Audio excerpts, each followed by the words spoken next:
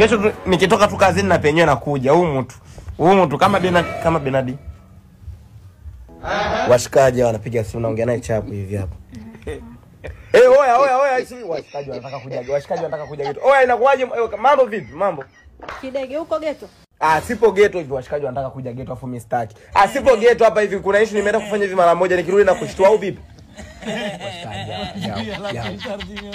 Amekata simu. Yaani watu wanataka kuja geto. Mimi sipendagi washikaji waje geto. So umesikia?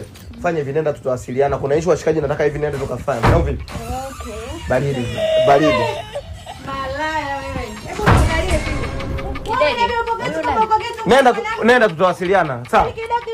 Wewe tutaongea sawa? Sawa. Nenda mama sawa. Angalie hivi. Ati uko geto, kama uko geto na mwanamke. Sinaongea na wewe. Kaona nichite. Bwana msaliti. Bora hata udem kaondoka. Unakosea nini? Sasa hapa nimpigie aje. Bora hata udem ameshaondoka hapa, sabla akija sasa itakuwa fresh.